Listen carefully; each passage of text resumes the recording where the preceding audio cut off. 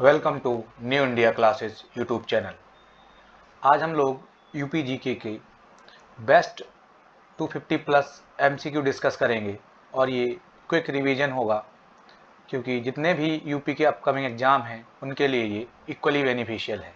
हम लोग इसमें जो जो टॉपिक कवर करेंगे वो देखिए, इसमें लगभग हम लोग उत्तर प्रदेश एक दृष्टिपूर्वक कॉमन जनरल भी होगा। उत्तर प्रदेश का इतिहास, भौतिक स्वरूप, नदियाँ, कृषि, खनिज, उद्योग धंधे, जनसंख्या, शिक्षा, परिवहन, वन, समाचार पत्र पत्रिकाएं, जनजातियाँ, मेले, गीत एवं उत्सव, संग्रहालय, शासन व्यवस्था और समसामयिक घटनाएं, इन सब को हम लोग एमसीक्यू फॉर्मेट में डिस्कस करेंगे।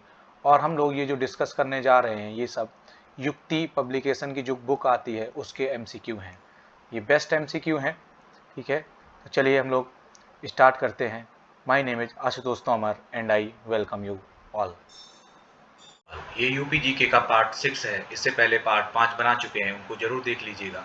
बहुत सारे कॉन्सेप्ट और स्टैटिक जीके वहाँ पे डिस्कस कर चुके हैं। हम लोग MCQ plus UP static GK के फॉर्मेट में डिस्कस करेंगे। तो चलिए, क्वेश्चन नंबर 151 है, अवध अंग्रेजों ने अधिकार में कब आया, मतलब अवध अंग्रेजों ने कब कब्जा लिया था। तो इसका आंसर हो जाएगा आपका 6 सितंबर 1857 में। अवध के अंतिम नवाब हम आपको बता चुके हैं, वाजिद अली शाह। अवध के जो अंतिम नवाब हैं वो है वाजिद अली शाह, ठीक है। गोरखपुर के समीप चौरी चौरा हत्याकांड कब हुआ था। ये क्वेश्चन पिछले पार्ट में हो चुका है। तो ये हुआ था 5 फरवरी 1922 को। पूछा जाएगा चौरी चौरा के बाद कौन सा आंदोलन स्थगित कर दिया गया था। तो आंदोलन का नाम है असहयोग आंदोलन। असहयोग आंदोलन को स्थगित कर दिया गया था। काकोरी षड्यंत्र कब हुआ था। तो जो काकोरी षड्यंत्र, अब इसका नाम बदल दिया गया है, इसका कह दिया गया है काकोरी ट्रेन एक्शन। षड्यंत्र की जगह कर दिया गया है काकोरी ट्रेन एक्शन, ठीक है। तो ये Kakori train action I think ये भी पहले हो चुका है। तो देख लीजिए सारी चीज़ें वहीं की हैं, ठीक है। 20-30% आपको वहीं से मिल जाएगा। तो उसका आंसर है 25 अगस्त 1925 में हुआ था। तो देखिए यहाँ भी 25 है, यहाँ भी 25 है। इस तरीके से आप याद रख सकते हैं।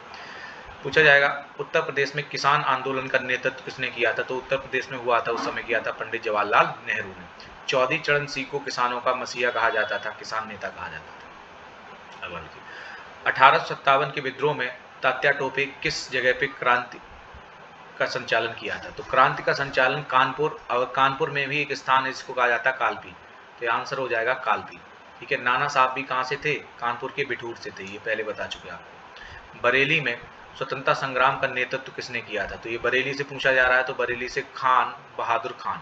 तात्या टोपे बताया भी कहाँ से थे, कानपुर से थे। बेगम हजरत महल ने जो नेतृत्व किया था वो किया था लखनऊ से। लियाकत अली ने किया था इलाहाबाद से, प्रयागराज से। लियाकत ने किया था कहाँ से, प्रयागराज से। मंगल पांडे मेरठ, मंगल पांडे के नेतृत्व में ये हुआ ही था पूरा, ठीक है। और दिल्ली से बहादुर शाह जफर द्वितीय, दिल्ली से बहादुर शाह जफर द्वितीय। और आपको पता है झांसी से लक्ष्मीबाई ने किया था। चलिए, किशनपुर अभ्यारण्य कहाँ पर है। तो किशनपुर जो अभ्यारण्य है वो है लखीमपुर खीरी में। लखीमपुर खीरी में उत्तर प्रदेश का एकमात्र नेशनल पार्क है। कमेंट करके बताइए, बता चुके हैं। बिरोजा और तारपीन का तेल ये चीड़ की से प्राप्त होता है। बिरोजा और खैर से जो प्राप्त होता है, खैर से, वो खैर की लकड़ी बहुत इंपॉर्टेंट होती है, मतलब बहुत मजबूत होती है, ठीक है। खैर और साल। कत्था किससे प्राप्त होता है। तो कत्था खैर से प्राप्त होता है, ठीक है। पान में जो लगाया जाता है। तेंदू से जो प्राप्त होता है वो प्राप्त होता है बीड़ी का जो पत्ता, बीड़ी बनाई जाती है वो किससे बनाई जाती है, तेंदू के पत्ते से बनाई जाती है, ठीक है। उत्तर प्रदेश किस फसल में भारत का सबसे बड़ा उत्पादक नहीं है। तो उत्तर प्रदेश किस किस में, देखिए आलू उत्तर प्रदेश में सबसे ज़्यादा होता है। उत्तर प्रदेश में गन्ना ज़्यादा होता है। और उत्तर प्रदेश में गेहूँ सबसे ज़्यादा होता है यूपी में, ठीक है। तो इसमें आंसर हो जाएगा चावल। आगे ऑप्शन यही होंगे, ठीक है। तो आंसर क्या हो जाएगा, वो चावल, ठीक है। बी वाला, बी ऑप्शन था इसका। उत्तर प्रदेश में उगाई जाने वाली निम्नलिखित फसलों में से किसकी अवधि न्यूनतम है। तो देखिए चना ये तो रबी की फसल है, ठीक है। अरहर भी रबी की फसल है। तो जो रबी की फसल है उसमें अप्रॉक्स 6 महीने लगते हैं। ये है खरीफ की फसल, ठीक है। तो इसमें 2 महीने लगते हैं अप्रॉक्स। उसमें आंसर हो जाएगा मूंग। उत्तर प्रदेश के लिए ये पूछा, पूर्वी उत्तर प्रदेश के लिए फसल चक्र सबसे उपयुक्त कौन सा है। तो धान, मक्का, गेहूँ, ये पूर्वी उत्तर प्रदेश के लिए। भारत में निम्नलिखित में से कौन सा राज्य गेहूं का सबसे बड़ा उत्पादक, अभी आया है, ठीक है, उत्तर प्रदेश। अगर ये पूछ लिया जाए भारत में गेहूं के उत्पादन में प्रतिशत राज्य, ठीक है, गेहूं के उत्पादन की प्रतिशतता सबसे ज्यादा कहां पर है, तो आंसर हो जाएगा आपका पंजाब। ठीक है, उत्तर प्रदेश में बोए जाने वाले कितना प्रतिशत क्षेत्र असिंचित है, मतलब जो सिंचाई नहीं हो पाती, तो इसका लगभग 28% जो भाग है वो असिंचित है। उत्तर प्रदेश की सबसे महत्वपूर्ण नकदी फसल क्या है, तो गन्ना। ठीक है,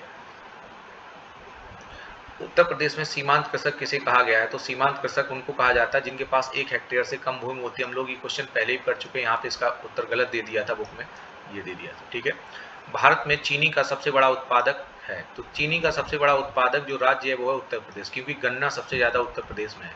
लेकिन अगर आपसे ये सवाल पूछ लिया जाए कि भारत में सबसे ज्यादा चीनी मिल कहाँ पर है, चीनी मिल्स, तो इसका आंसर चेंज हो जाता है, इसका आंसर है महाराष्ट्र। अगला देखिए क्वेश्चन नंबर 168। 168 देखिए, केंद्रीय वानिकी परिषद कहाँ पर है, तो केंद्रीय वानिकी परिषद की जो स्थापना की गई है वो की गई है 1948, मतलब स्वतंत्रता के 1 साल बाद 1948 में केंद्रीय वानिकी परिषद की स्थापना की गई। अगर पूछा जाए भारत में वन्य जीव सप्ताह कब मनाया जाता है, तो 1 से लेकर 7 अक्टूबर तक मनाया जाता है। उत्तर प्रदेश की वन नीति कब आई थी, तो ये पहले बता चुके 1988 में आई थी। चलिए, भारत वन्य जीव परिषद की स्थापना कब हुई, तो जो परिषद है, केंद्रीय वानिकी परिषद अलग है, भारतीय वन्य जीव परिषद इसकी स्थापना हुई है 1952। उत्तर प्रदेश का कितना भूभाग वनों के अंतर्गत आता है, सवाल ऐसे भी आ जाते हैं, तो ये डी ऑप्शन सही होगा, 17,259। ठीक है, दोबारा रिपीट करिए, बढ़िया, नहीं तो आप ध्यान रखें। गोविंद वल्लभ पंत सागर, ये तीसरी चौथी बार सवाल आ रहा है, ये सबसे बड़ी कृत्रिम झील है, ये कहाँ पर है, सोनभद्र में। उत्तर प्रदेश एवं मध्य प्रदेश संयुक्त राजघाट नदी परियोजना, हम लोग इससे पिछले पार्ट में सारे नदी बांध एवं परियोजनाएं कर चुके हैं, जिन्होंने नहीं देखा है तो वो देख ले। देखिए, कुछ लोग बिना 30 क्वेश्चन जैसे ही 30 कंप्लीट होते चले जाते हैं, हम लोग उसके बाद स्टैटिक जीके भी करते हैं, तो उसको देख लेना, स्टैटिक जीके पूरा कंप्लीट देख के जाना। ठीक है, तो राजघाट परियोजना कौन सी नदी पर है, बेतवा नदी पर। चलिए, इतना तो आपने जान लिया, राजघाट परियोजना बेतवा नदी पर। अगर ये पूछ लिया जाए जो राजघाट परियोजना है वो कौन से राज्य में है, तो हम लोग ये भी डिस्कस कर चुके हैं कौन सी नदी और राज्य कौन सा, तो ये ललितपुर है। कौन सा राज्य है, ललितपुर, उत्तर प्रदेश के दक्षिण में पड़ता है। चलिए, केन नदी किसकी, केन, चंबल सिंध बेतवा केन, ये दोनों नदियां किसकी सहायक है, यमुना की नदी। उत्तर प्रदेश का सबसे ऊंचा बांध कौन सा है, तो सबसे ऊंचा बांध कौन सा है, ये आपका रामगंगा। मेजा परियोजना कौन सी नदी पर, आपको बता चुके हैं, बेलन नदी पर। ठीक है, रिहंद बांध कौन सी नदी पर है, रिहंद बांध पहले, अच्छा नदी छोड़िए, आप ये बताइए रिहंद बांध है कहाँ पे, तो रिहंद बांध है कौन सा, सोनभद्र में। ठीक है, सोनभद्र, रिहंद एक नदी भी है और बांध भी है। ठीक है, तो रिहंद नदी हो जाएगी। एक बांध है ओबरा बांध, जो ओबरा बांध है वो है रिहंद नदी पर। ठीक है, माता टीला ये है बेतवा पर, झांसी।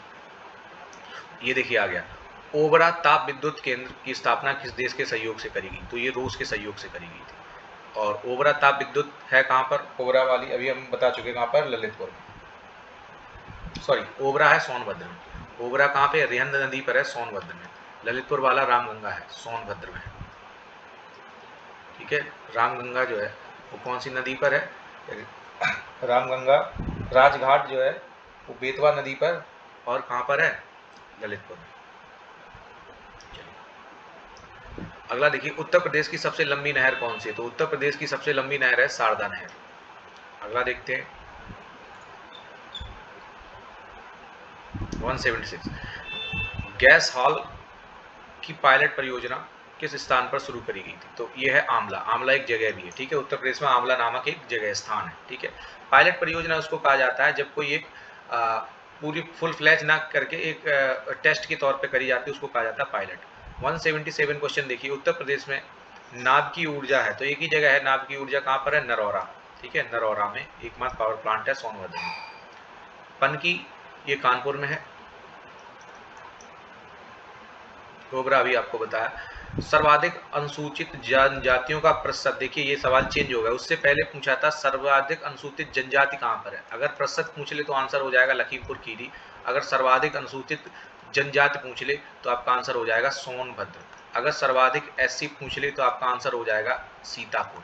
अगर आपसे न्यूनतम मिनिमम चाहे एसटी पूछे जनसंख्या चाहे एससी पूछे, तो मिनिमम का आंसर है कहाँ पर, बागपत। इसको एक बार चेक कर लेना आप लोग भी।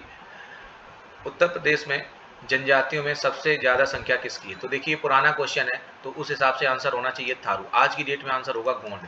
तो सर्वाधिक जनसंख्या कितनी है, गोंड।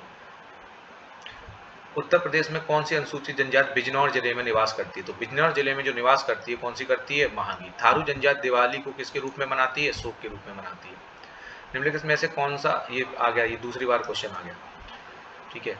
उत्तर प्रदेश की किस जनजाति की उपजातियां कठरिया, डिगोरा तथा राणा है? अब देखिए यहाँ पर क्वेश्चन और टफ बनाने की कोशिश करी गई है। यहाँ पे कहा गया है जनजाति ना पूछ के जनजाति की क्या पूछा है, सॉरी, ये हम लोग 180 क्वेश्चन करना था, ये हम लोग अगले पार्ट में डिस्कस करेंगे, ठीक है। ये 180 तक आपके क्वेश्चन हो चुके हैं। आज के लिए इतना ही, नहीं तो वो वीडियो आगे बहुत लंबा हो जाएगा। अगर आपको पसंद आ रहा है तो उसको लाइक कर दीजिएगा। और हाँ, एक चीज़ ध्यान रखना, अभी हम लोग स्टैटिक पार्ट वो डिस्कस कराना रह गया, तो स्टैटिक और देख लीजिए, अभी खत्म नहीं हुआ ये वीडियो। अच्छा लग रहा हो तो आप लाइक कर दीजिएगा। अभी हम स्टैटिक जीके करेंगे, ठीक है। कमेंट कर दें और शेयर कर दें अपने दोस्तों में जो भी तैयारी कर रहे हैं। तो अब देखिए स्टैटिक पार्ट देख लेते हैं। आज हम लोग स्टैटिक पार्ट में जो डिस्कस करेंगे, उत्तर प्रदेश के प्रमुख अनुसंधान कहाँ कहाँ पर हैं, ठीक है। यहाँ से क्वेश्चन जरूर आ जाता है, तो एक बार इसको देख लीजिए। तो पहला है भारतीय गन्ना अनुसंधान, मेन टर्म पे फोकस करेंगे, गन्ना। भारतीय विष विज्ञान अनुसंधान, यहाँ पे जो जहर होता है सांप वाप का, उनके बारे में, पॉइजन के, वेनम के बारे में रिसर्च होती है। कृषि औषधि, कृषि से जो औषधि बनाई जाती है उसका। राष्ट्रीय वनस्पति अनुसंधान जो बॉटनिकल है। National bureau of fish genetics, मछलियों के जो अनुवांशिकी उसके बारे में। और उत्तर प्रदेश का कृषि अनुसंधान, उत्तर प्रदेश का कृषि अनुसंधान, ये सारी चीजें आपकी हैं लखनऊ में। कहाँ पर हैं? लखनऊ में। तो देखिए एक ही से आपका हो गया, कौन कौन सी है? गन्ना अनुसंधान, विष अनुसंधान, कृषि औषधि, वनस्पति, फिश जेनेटिक्स और उत्तर प्रदेश का कृषि अनुसंधान। अगला देखिए क्वेश्चन 7, जेके कैंसर इंस्टीट्यूट, राष्ट्रीय चीनी अनुसंधान, राष्ट्रीय दलहन अनुसंधान, राष्ट्रीय वस्त्र अनुसंधान और उत्तर प्रदेश में आईआईटी, ये सारे आपको मिलेंगे कानपुर में। कहाँ पे मिलेंगे? कानपुर में। अगला देखिए जेके, चाहे कैंसर इंस्टीट्यूट हो या जेके टेम्पल हो, दोनों कहाँ पर हैं? कानपुर में, ठीक है। जेके मंदिर भी कहाँ पर है? कानपुर में। अगला देखिए 11 है, 12, बीवी गिरी राष्ट्रीय श्रम अनुसंधान, ये आपका है ग्रेटर नोएडा में। कहाँ पर है? ग्रेटर नोएडा, तो ये ध्यान रखना, आ जाएगा आपका। अगला देखिए बकरी अनुसंधान केंद्र, तो आपका ये जो बकरी अनुसंधान केंद्र है, ये पिछली बार एग्जाम में पूछा गया था। बकरी अनुसंधान केंद्र मथुरा में है, पूरा है केंद्रीय बकरी अनुसंधान केंद्र है मथुरा में। आपका केंद्रीय आलू अनुसंधान केंद्र है मेरठ में। कहाँ पर है? मेरठ में है, मेरठ में, ठीक है। और वो वाला शिमला वाला वो अलग है, वो राष्ट्रीय है, ये केंद्रीय है। भारतीय पशु चिकित्सा अनुसंधान केंद्र और केंद्रीय पक्षी, पशु चिकित्सा और पशु पक्षी, ऐसे याद कर लो, पशु पक्षी, ये दोनों कहाँ पर हैं? बरेली में, बरेली में, ठीक है। अगला देखिए भारतीय चरागाह, तो चरागाह कहाँ पर है? झांसी में। भारतीय चरागाह प्रशिक्षण एवं अनुसंधान केंद्र ये झांसी में। और फैशन टेक्नोलॉजी आपका है रायबरेली में। फैशन टेक्नोलॉजी ये कहाँ पर है? रायबरेली में, रायबरेली, ठीक है। अगला देखिए केंद्रीय कुष्ठ रोग अनुसंधान, तो केंद्रीय कुष्ठ रोग अनुसंधान केंद्र है आपका है आगरा में। कहाँ पर है आपका? आगरा में। पान अनुसंधान केंद्र, तो सबसे ज्यादा पान कहाँ पे होता है? महोबा में, तो पान अनुसंधान केंद्र कहाँ पे हो जाएगा? महोबा में। तो इसको ध्यान रखिए, ये सारे क्वेश्चन आ सकते हैं। अगर आपको एक बार में नहीं समझ में आता तो लिख के याद करिए। अगर लिखने का समय नहीं है तो आप इसको कम से कम 2 बार वीडियो देख के जाइए पूरा पूरा। अगर आपने 2 बार रिविजन कर लिया तो आपको क्वेश्चन छूटेगा नहीं, ठीक है। तो आज के लिए इतना ही, थैंक यू। तो इस पर लाइक और सब्सक्राइब पे ध्यान देना, ये कर देना जरूर।